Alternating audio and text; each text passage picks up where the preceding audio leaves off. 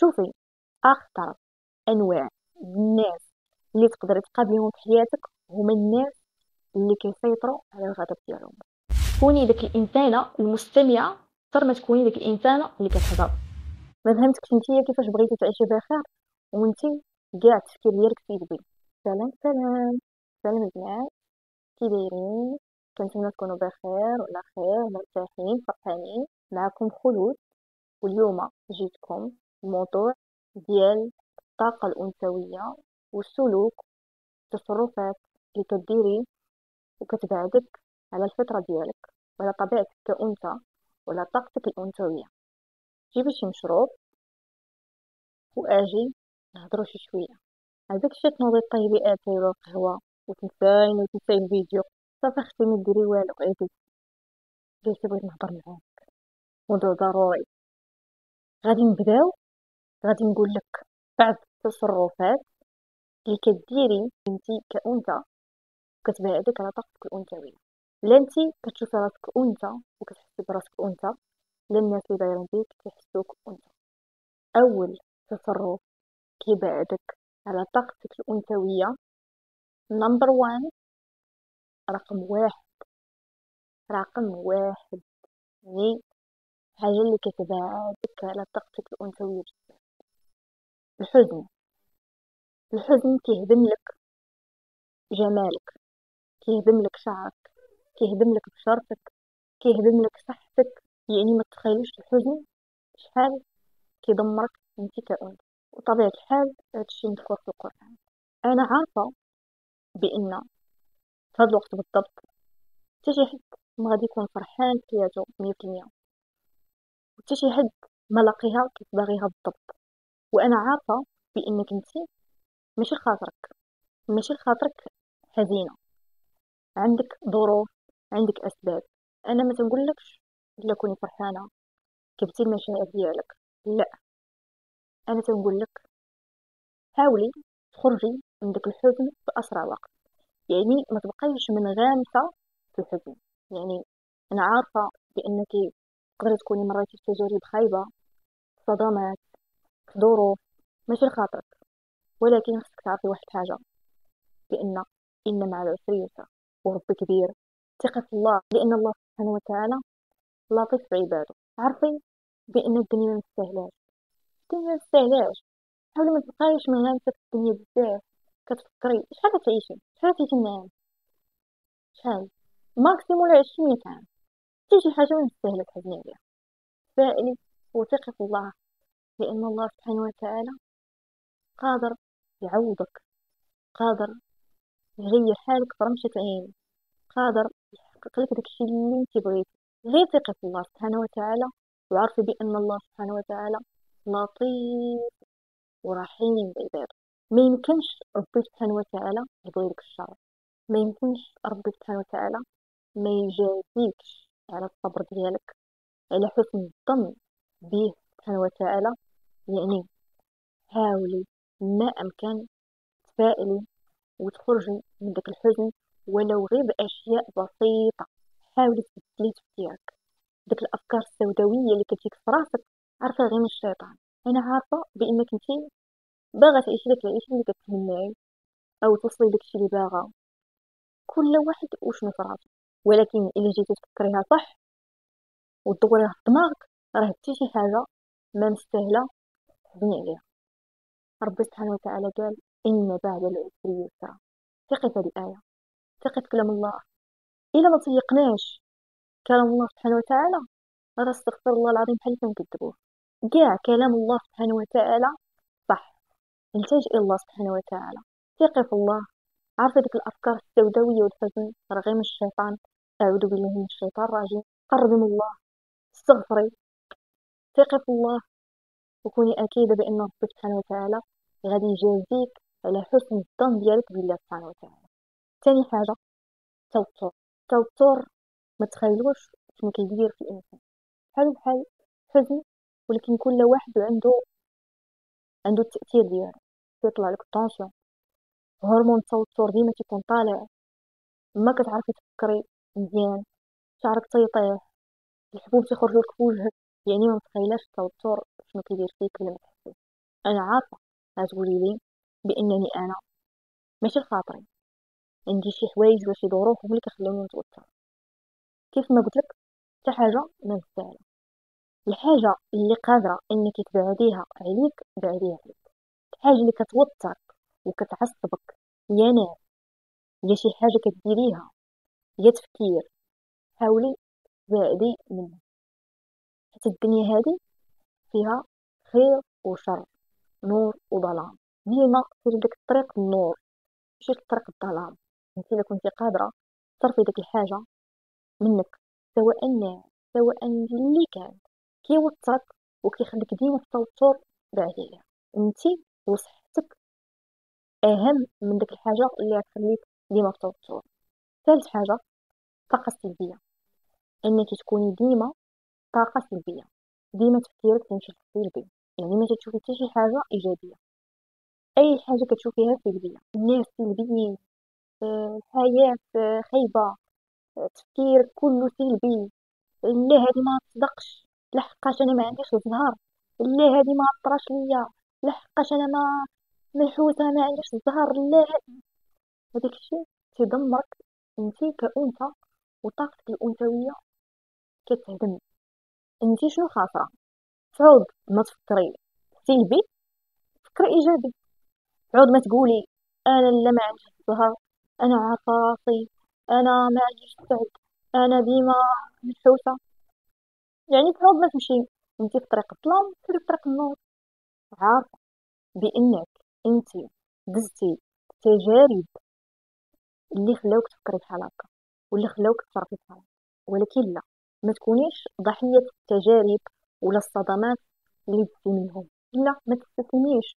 لا، كوني قويه ونوضي وقولي لا، انا غنبدل راسي، انا غنبدل تفكيري. قلت لك والله العظيم، منين تبداي تفكري بهذه الطريقه، تعود ما تفكري سلبي، تفكري بايجابيه، والله بزاف د الحوايج يتبدلوا في حياتك.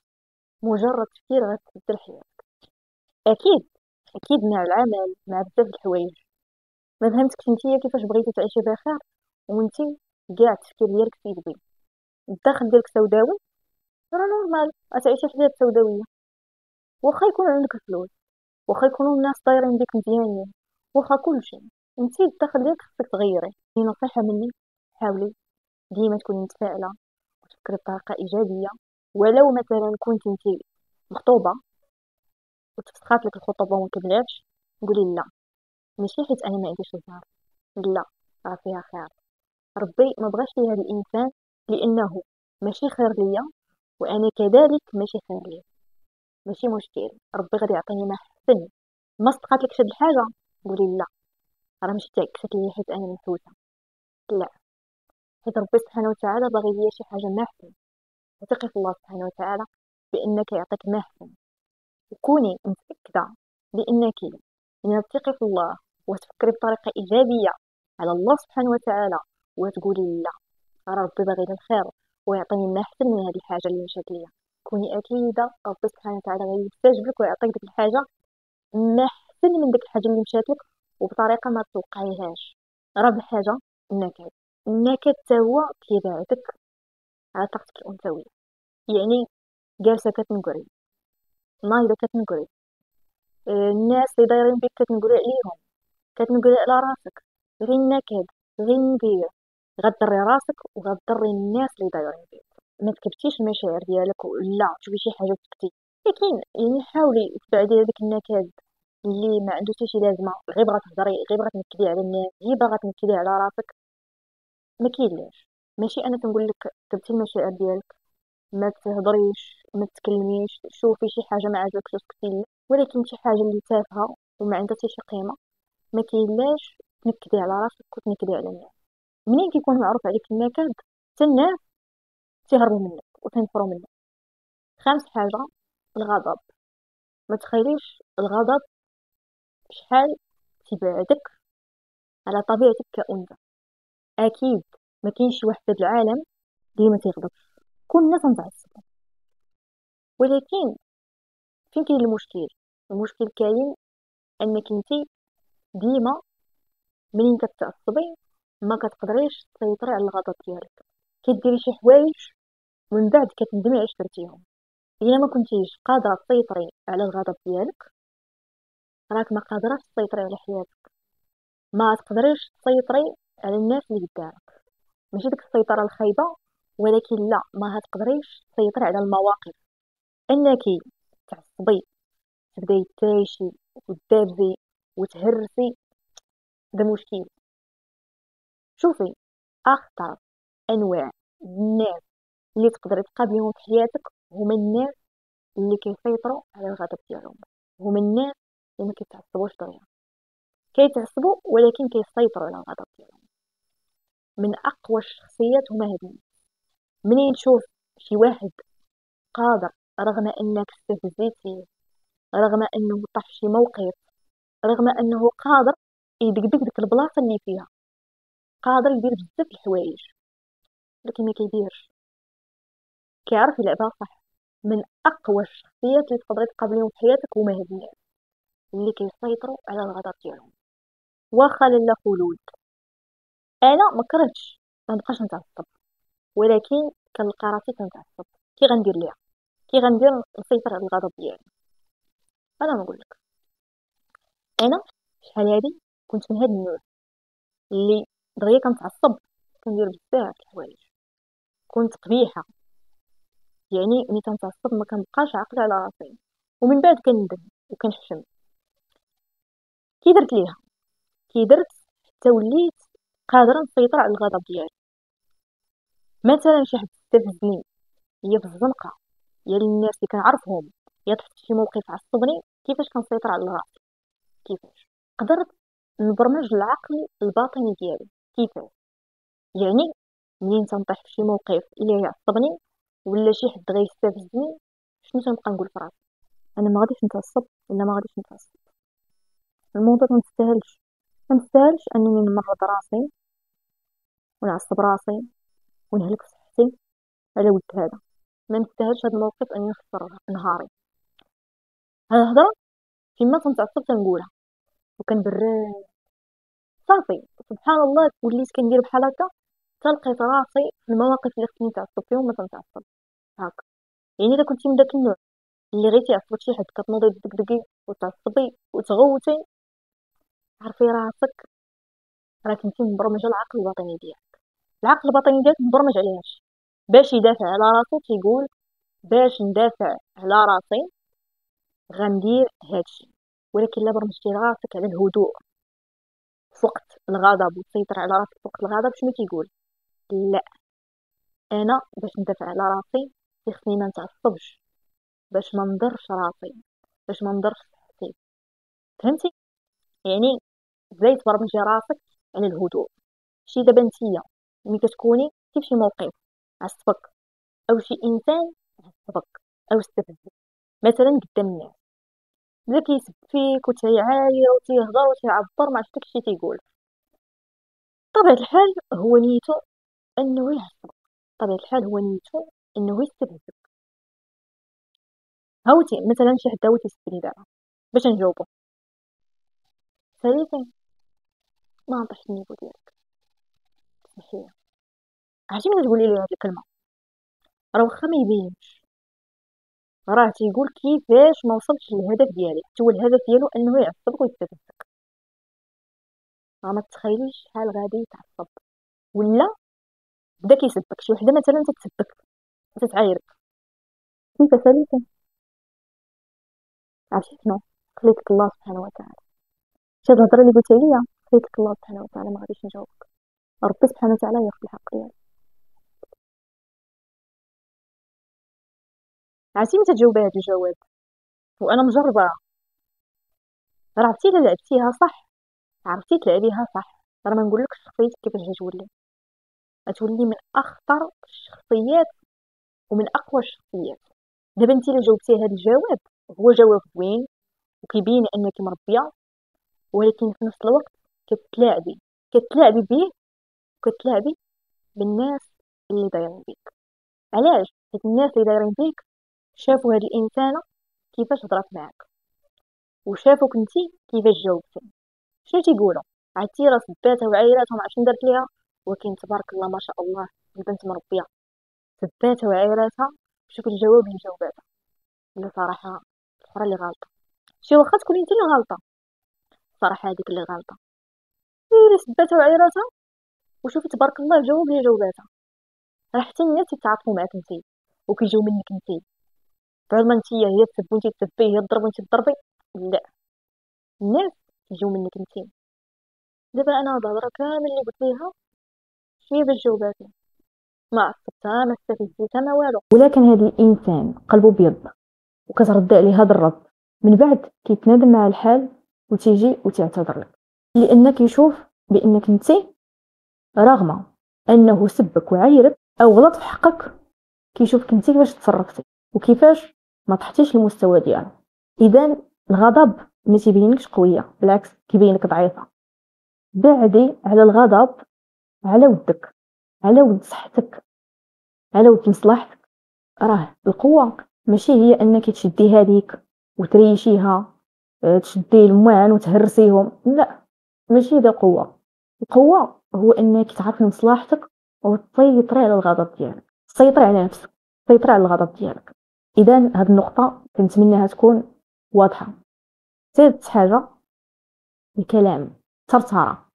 ملي كتكوني واحد الانسانه ترتاره درواله كتبعدك على طاقتك الانثويه، حتى شي حد ما تيدير لك قيم، حتى شي حد ما كيدير لك اعتبار. الا كنتي من النوع خارجه كتهضري، طالعه كتهضري، هابطه كتهضري، جالسه كتهضري، ناعسه كتهضري، ملي كتهضري ترتاره، يعني ملي كتجلسي مع شي حد كتقولي داكشي اللي يفيد ولا ما يفيدش. لوك لوك لوك لوك لوك لوك، الهضره الهضره الهضره الهضره، تهضري على هاد الناس، تهضري في اعراض الناس، تهضري على هادي، تهضري على هاد. يعني واحد الانسان ما كتحسيش. كوني اكيده انها الظروف يبعدك على طاقتك الانثويه وما يخلي حتى شي حد يحترمك، لان الانثى محترمه الانوثه ديالها بشخصيتها قويه، ماشي اي حاجه كتهضر فيها. الحاجه اللي شايفاها تحق انها تهضر عليها كتهضر عليها، الحاجه اللي شايفاها بانها ما عندها حتى شي قيمه واللي غير خواخاوي وتفاهه ما تهضرش عليها وما كتهضرش على اعراض الناس. انا ما تنقولكش لا كوني ساكته ما تهضريش بحالك ساكته، لا هضري، هما تيهضروا انت ساكته، لا هضري عبري، ولكن ما تكونيش ديك الانسانه الترتعه اللي كتهضر. كوني اكيده ما يديروش لك الناس قيمه. والراجل، الراجل ما يديرلكش قيمه، حيت الرجال ما تيبغيوش ديك المراه اللي فيها كثر الهضره، يبغيو ديك المراه اللي كتسمع كثر ما كتهضر، ديك الانسانه اللي كتخلي شويه الغموض في حياتها، ايه كتهضر ولكن ماشي في اي حاجه. كوني ديك الانسانه المستمعه اكثر ما تكوني ديك الانسانه اللي كتهضر. حاولي تبعدي على الترتاره والكلام اللي ما عندوش شي معنى، حتى شي حد ما يدير لك قيمه. كوني اكيده. نتمنى هضرتي تكون فاتتكم وتكونوا استفدتوا من هذا الفيديو، وإلا وصلتي حتى الاخر كنقول لك تبارك الله ما شاء الله عليك، راك باغا تعلمي وباغا تكتشفي، وتبارك الله عليك راك كاينه وراك واعره. نتلاقاو ان شاء الله في الفيديو الجاي، وما تنساوش الا كنت فدتكم وعجبتكم ديروا لايك وسبسكرايب وشي كومونتير، ولا كنتي وصلتي حتى لاخر فيديو ديري ايموجي لايك باش نعرفك وصلتي حتى لاخر فيديو، وتبارك الله عليك راك كاينه. وما تنساوش تقولوا لي المواضيع اللي كتهمكم باش نهضر فيها. بغيت نقول لكم حاجه اخرى او اخر طلب، اللي عنده شي قصه للعبره او قصه مرعبه او طراتك شي حاجه وما لقيتيش ليها تفسير وبغيتي تشاركيها مع الناس، غادي نخلي لك الرقم ديالي في صندوق الوصف وقوليها لي، وان شاء الله غنبدا ندير لكم قراءه قصص المتابعين. وشكرا لكم بزاف، ونتلاقاو في الحلقه الجايه، وخليتكم على خير وبخير، وكنتمنى تكونوا استفدتوا من هذا الفيديو. باي.